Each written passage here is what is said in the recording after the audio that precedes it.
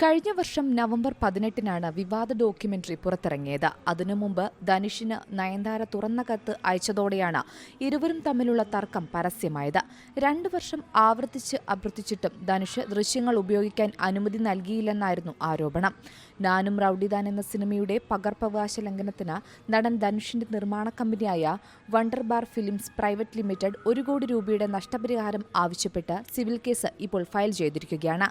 ചിത്രത്തിന്റെ ചിത്രീകരണ സമയത്ത് നയൻതാരയിൽ മാത്രം ശ്രദ്ധ കേന്ദ്രീകരിച്ചാണ് സംവിധായകൻ വിഘ്നേഷ് ശിവൻ പ്രവർത്തിച്ചതെന്നും ഈ സമീപനം ചിത്രത്തിന് വലിയ നഷ്ടമുണ്ടാക്കിയെന്നാണ് കേസിലെ സത്യവാങ്മൂലത്തിൽ ധനുഷിന്റെ കമ്പനി ആരോപിക്കുന്നത്. ധനുഷിന്റെ പ്രൊഡക്ഷൻ ഹൌസ് നെറ്റ്ഫ്ലിക്സ് ഡോക്യുമെന്ററിയിൽ NOC ഇല്ലാതെ നാനും റൌഡിദാൻ എന്ന ചിത്രത്തിലെ ദൃശ്യങ്ങൾ ഉപയോഗിച്ചതിനാണ് നയൻതാരയ്ക്കും വിഘ്നേഷിനുമെതിരെ സിവിൽ കേസ് ഫയൽ ചെയ്തിരിക്കുന്നത്.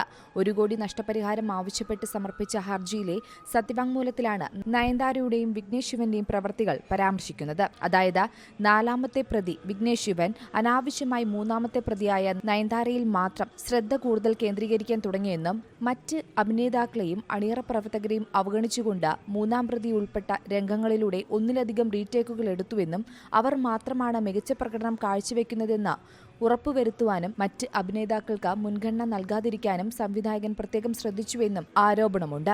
കഴിഞ്ഞ വർഷം നവംബർ 18-ന് ഡോക്യുമെന്ററി പുറത്തിറങ്ങിയതിനാൽ മദ്രാസ് ഹൈക്കോടതി ഇടക്കാല ഉത്തരവ് പുറപ്പെടുവിച്ചിരുന്നില്ല. തുടർന്ന് ഏപ്രിൽ 9-ന് പ്രധാന കേസ് പരിഗണിക്കാൻ കോടതി തീരുമാനിച്ചിരുന്നു. ഇതിന് അനുബന്ധമായാണ് ധനുഷിന്റെ കമ്പനി സത്യവാങ്മൂലം നൽകിയത്.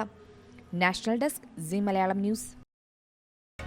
പുതിയ വാർത്തകളും വിശേഷങ്ങളും ഇനി വിരൽ തുമ്പിൽ. എല്ലാ ഡിജിറ്റൽ പ്ലാറ്റ്ഫോമുകളിലും ഇപ്പോൾ സീ മലയാളം ന്യൂസ് ലഭ്യം.